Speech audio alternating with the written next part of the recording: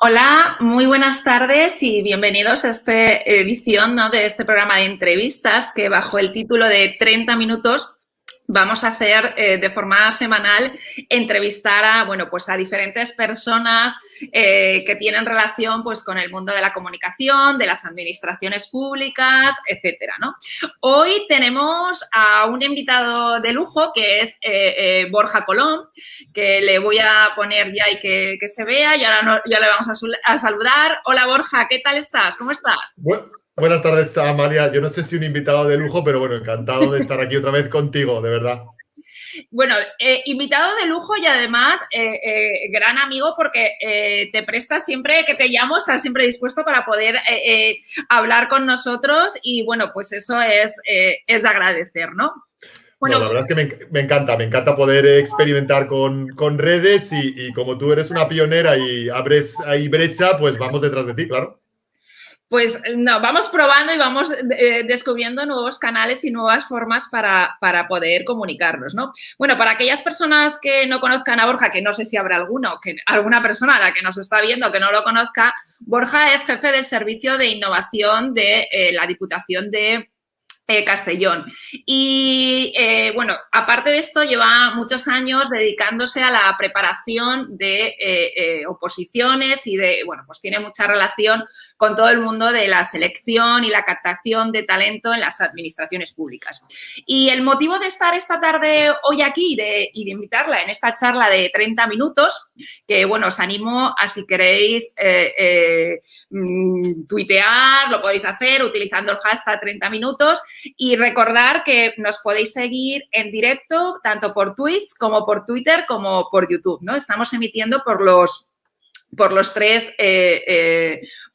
canales, ¿no? Hoy hemos hecho una emisión multicanal.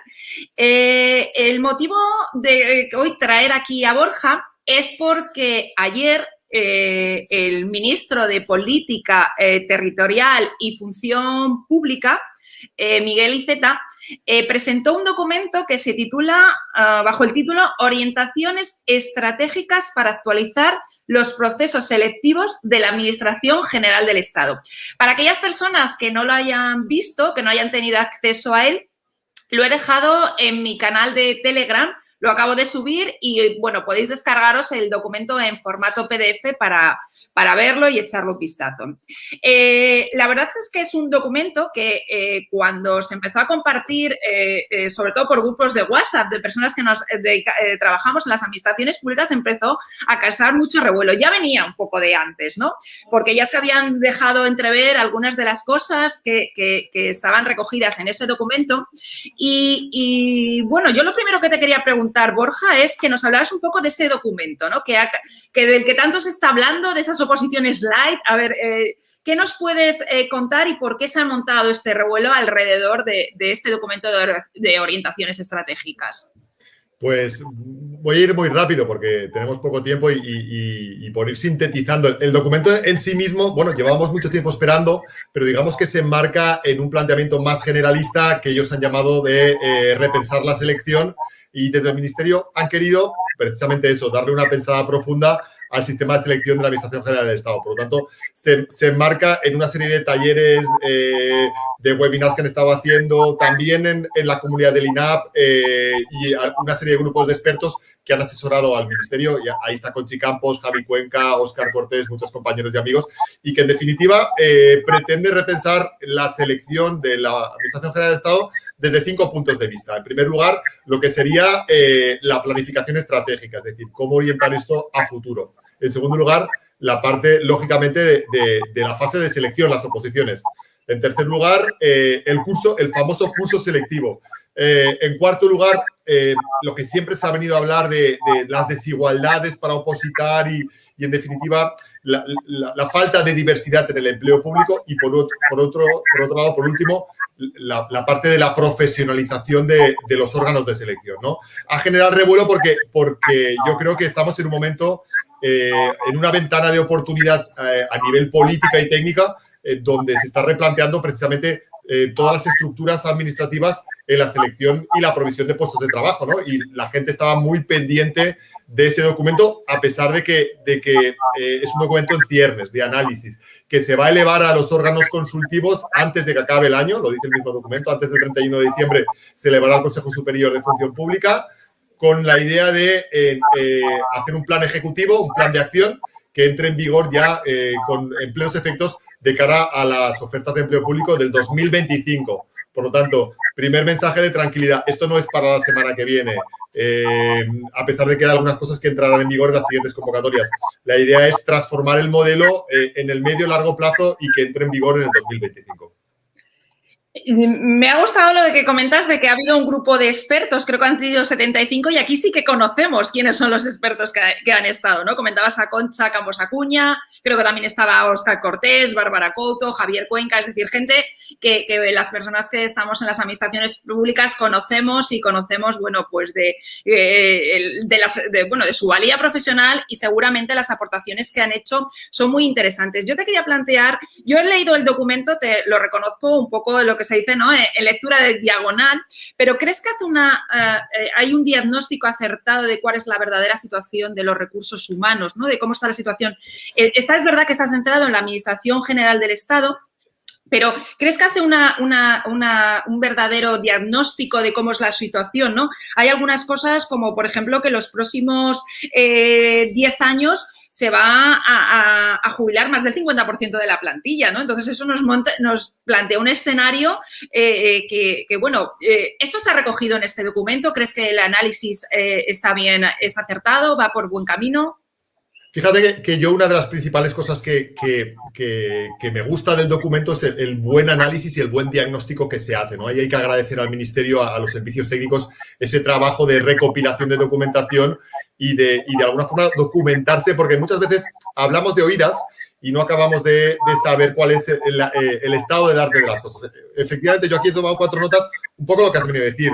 La media de edad de la AGE son 51 años, solo el 12% de los empleados públicos de la AGE están por debajo de 40 años. En los próximos 10 años se jubila el 56% de los efectivos y hay una plantilla envejecida de más de 55 años que representa casi el 66% de empleados públicos. A esto hay que sumarle que durante la época de crisis, la crisis anterior, por así decirlo, la subprime, hubo una tasa de reposición del 0% y se ha perdido un empleo neto, dicen, del 22% de la plantilla. Es decir, ha menguado la cantidad de empleados públicos que trabajan en la administración y eso ha supuesto que ahora haya cierto interés por agilizar el reclutamiento para que las administraciones públicas, en definitiva, no se vacíen de masa trabajadora, de fuerza, para continuar prestando servicios, y más en una época como la actual en la que se requieren servicios fuertes para demandas crecientes en sectores críticos, ¿no? Una cuestión que se plantea siempre, ¿no?, el famoso dilema, ¿no?, y creo que en este documento se recoge, y es lo que ha creado más polémica, es, bueno, todas las personas que nos hemos enfrentado a unas oposiciones y las que están en ello, sabemos que son pruebas que están basadas en la capacidad memorística, ¿no? Y se tienen poco en cuenta otro tipo de habilidades, como esas llamadas las habilidades blandas. Y según comentaba el ministro, ¿no?, se quiere optar hacia un modelo en el que primen más esas pruebas prácticas y que incluso sean más cortos los procesos de selección, ¿no? Que en vez de durar, como algunos casos que pueden durar 1 o 2 años, bueno, pues se pueden hacer incluso en el mismo día, ¿no? ¿Qué hay? ¿Vamos a tener esas oposiciones light? ¿Va a cambiar ese sistema? ¿Cómo lo ves tú? Pues mira, ahí hay dos cosas, dos cuestiones. La primera, el tema de acelerar el proceso, sí que es cierto que es un proceso muchas veces largo. El diagnóstico se habla incluso de plazos de 600 y pico, 700 días para un procedimiento de un cuerpo superior, lo cual me parece bastante dramático desde el punto de vista de la gestión, desde las necesidades de personal de los departamentos que requieren gente. Y eso se pretende agilizar fusionando pruebas selectivas incluso cuando tengan carácter eliminatorio, haciéndolas en un mismo día. Eso a mí no me parece mal, siempre y cuando se avise con tiempo. Es decir, no hay nada peor que a un opositor decirle que le cambia la sistemática de las pruebas de un día a otro o de un semestre incluso al otro. Es decir, no le veo problema a cambiar la sistemática en la relación de ejercicios, fusionando ejercicios, si se avisa con tiempo de cara a futuras ofertas de empleo público. Dicen que este viernes se convocan en torno a 10.000 y pico plazas y en estos ejercicios ya se fusionarán, o en estas convocatorias ya se fusionarán determinados ejercicios y se celebrarán el mismo día. No sé hasta qué punto esto puede perjudicar a los aspirantes que ya llevan mucho tiempo, incluso años, vosotros lo sabéis, preparando una dinámica y un sistema de vueltas que de alguna forma, van a echar en falta tener algo de tiempo para repasar al siguiente ejercicio. Bueno, pero esto por un lado. En el lado de las oposiciones light, la memorística versus los soft skills, ahí yo te voy a ser sincero. Creo que hay una serie de... No, además, totalmente. Yo creo que hay una serie de conocimientos teóricos y me estoy refiriendo a lo que es la arquitectura institucional, me estoy refiriendo a lo que es la división de poderes, la Constitución, el sistema jurídico-administrativo, los contratos del sector público, los recursos humanos, es decir, esas materias core del sector público, que esas hay que saberse sí o sí. Y lamentablemente, quizá la forma más razonable de aprendérselas es a través de un procedimiento memorístico. Oye, se evalúa a través de un tipo test, se evalúa a través de un tipo de desarrollo, no sé cuál sería la sistemática para valorar el grado de conocimiento. Pero lo que tengo muy claro es que alguien no puede incorporarse a la función pública sin saber cómo funciona el parlamentarismo español, las Cortes Generales, sin saber lo que es un sistema de selección a diferencia de un sistema de provisión, sin saber lo que es un procedimiento negociado, sin saber lo que es el régimen de los órganos colegiados, lo que es la firma y la identidad digital. Es decir, hay una serie de conocimientos teóricos, si queremos decirlos así, que hay que saberse sí o sí. ¿Por qué?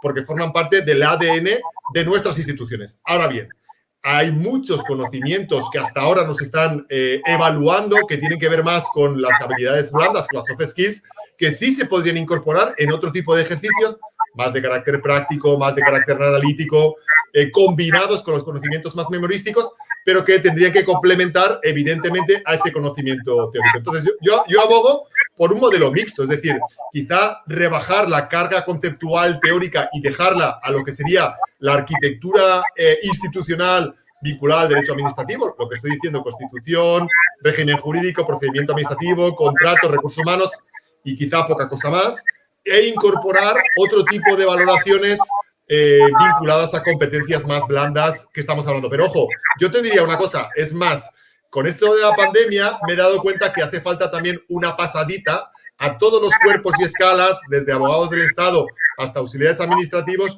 de cómo crear un canal en Slack, cómo crear una sesión en Zoom, cómo crear un tablero en Trello, cómo agendar a través de Teams una reunión, cómo abrir una sesión en YouTube. Es decir, al final, ese tipo de herramientas que utilizamos, ya sean de software propietario o software libre, todo el mundo tiene que saber hacerlas. Antiguamente examinaban de Word, tenías que hacer mecanografía o lo que fuera, pero ahora cualquiera tiene que ser capaz de lanzar una sesión de Zoom. Fíjate lo que te estoy diciendo. Y eso tendría que poderse incorporar en un proceso selectivo. Eso está genial, ¿no? Y es algo que tú y yo compartimos y hemos hablado en muchas ocasiones. Pero yo estoy pensando en los procesos de selección.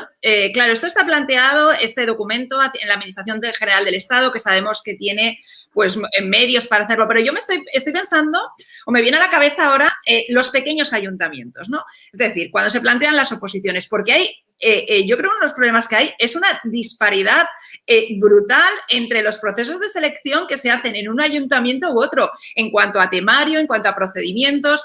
En un ayuntamiento te pueden pedir tales requisitos, en otro, es decir, se está trabajando o hay, porque me consta que tú estás en esos trabajos de que se están haciendo en el ministerio, en ese panel de expertos, algo en la línea de homogenizar los procesos de oposiciones que hay en las administraciones locales, es decir, que al final sea lo mismo, vamos a poner en la situación en la Comunidad Valenciana, que te puedes examinar en un ayuntamiento de Alicante que en un ayuntamiento bueno, pues de Castellón, ¿no? Y si me apuras, incluso entre diferentes territorios nacionales, es decir, que uno entre y saque unas oposiciones, por ejemplo, vamos a suponer, de administrativo y que puedas ir a cualquier o puedas optar a cualquier sitio de España. Algo parecido a lo que pasa en el caso de de educación, por ejemplo. ¿Esto podría ser viable o es algo que queda muy lejos todavía? Esto no es que quede muy lejos, es que esto queda en el infinito y más allá. A ver, te explico un poco para que nos entendamos. El régimen jurídico de los empleados públicos es una competencia básica del Estado, que se ha regulado desplegando el 149.1.18 de la Constitución y se ha desplegado a través ahora del texto refundido del Estatuto Básico de los Empleados Públicos. Con carácter básico se ha desplegado lo que es la arquitectura jurídica del sistema de selección, provisión, situaciones y demás, pero luego las comunidades autónomas han desarrollado esa competencia, digamos, a su medida, ¿no? Por ejemplo, la Comunidad Valenciana aprobó hace apenas un mes su nueva ley de función pública. Eso significa que es cierto que la inercia apunta a que todas las administraciones públicas están tomando medidas por darles una pasadita o modernizar sus sistemas de selección y provisión. Pero no apunta a eso a una homogenización a todos los niveles.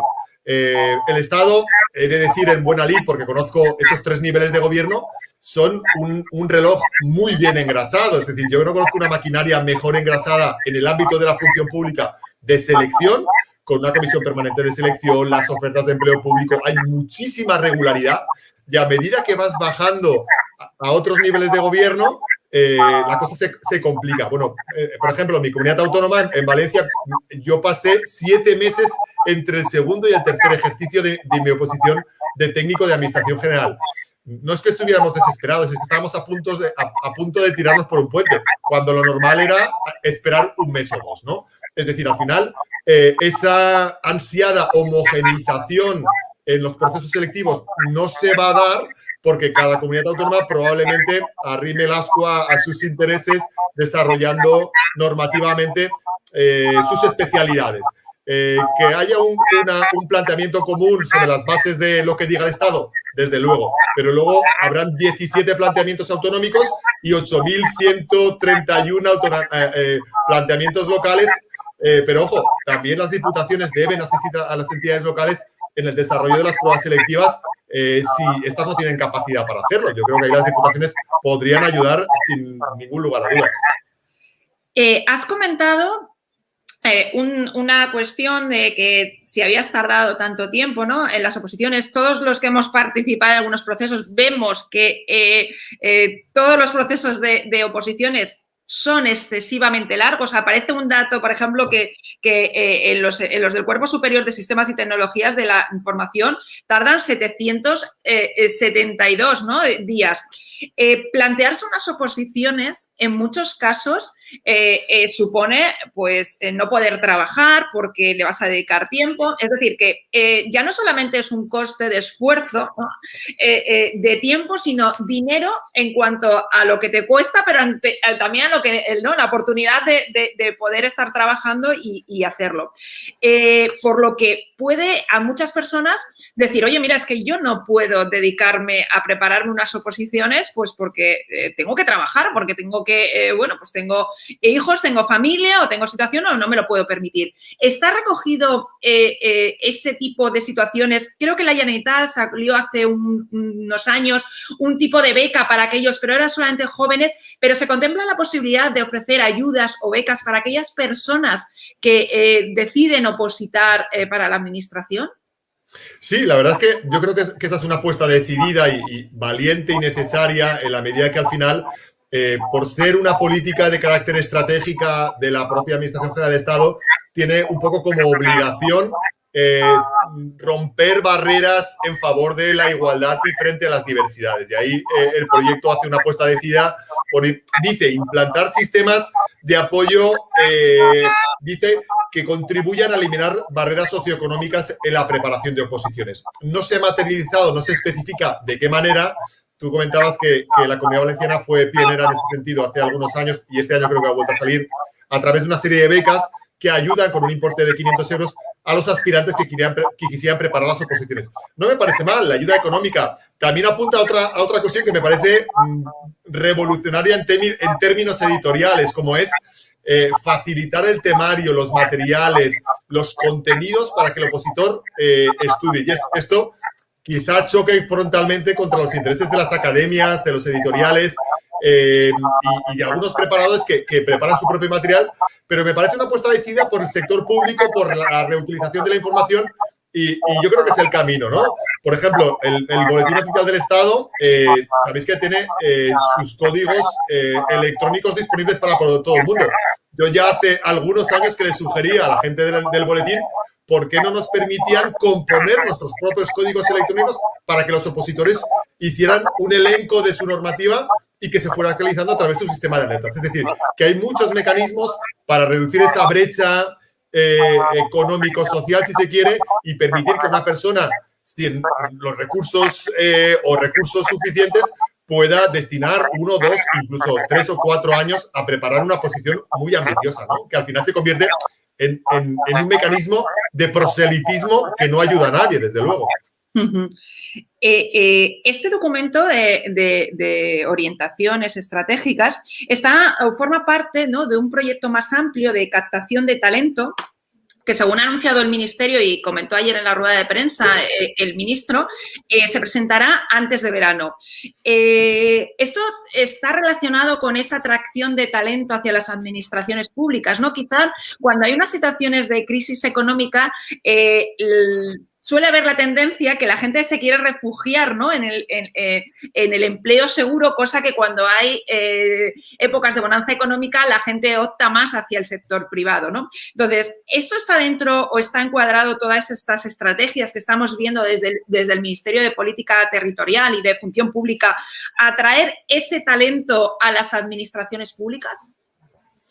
Sí, como te decía al principio, es un programa más ambicioso que han llamado de repensar la selección, donde está la parte de captación del talento, lo han llamado captación del talento, y de un tiempo aquí se están desarrollando diferentes webinars, visitas a universidades, incluso yendo a ferias de empleo, enseñando qué se hace en la función pública. Yo creo que eso es muy interesante porque no hemos sabido explicar personalmente a qué nos dedicamos. Sí, bueno, al final uno sabe que los funcionarios mueven papeles, ahora mueven archivos digitales, pero ¿qué hace un empleado público? Y sobre todo, el abanico de posibilidades que puede hacer. Tú te dedicas a temas de comunicación, yo me dedico a temas de transformación digital e innovación, pero hay gente que se dedica a muchísimas cosas en muchos cuerpos y escalas. Y eso hasta ahora era algo desconocido. Pero el tema de la captación del talento, yo aquí voy a advertir un par de cuestiones que me apetece explayarme. La primera, el tema del talento,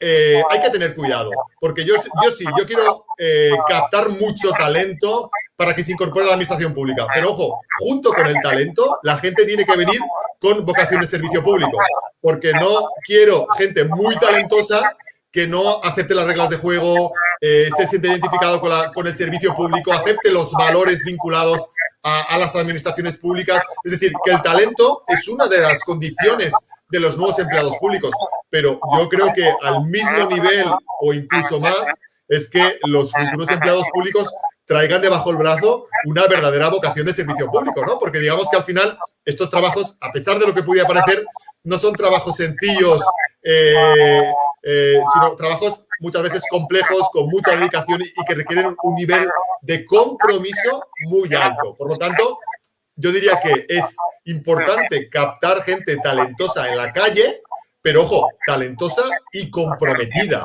A mí no me sirve gente con mucho talento que vengan a la administración, y perdón la expresión, a tocarse los huevos, que vengan a la administración comprometidas con lo público y si son talentosas, mejor. Primera cuestión. Y segunda cuestión, quizá antes de mirar fuera a buscar talento, habría que remover un poco las alfombras y descubrir el talento interno, porque las administraciones públicas están plagadas de gente brillante, con una creatividad desbordante, con un talento brillante, y que por la lógica de la organización, la forma de entender el sistema, las relaciones, no pueden prosperar y no pueden, de alguna forma, sacar todo su potencial. Por lo tanto, es importante traer talento de fuera, que esté comprometido, pero también identificar fuentes de talento interno que nos permitan crecer como organizaciones premiando a la gente que ya está dentro, ¿no? Quiero decir que al final ese mensaje es un poco complejo de vender dentro. Vamos a buscar talento, vamos a buscar talento. Ya, pero es que, escucha, a tu lado tienes gente súper brillante. Claro, sí, tienes toda la razón.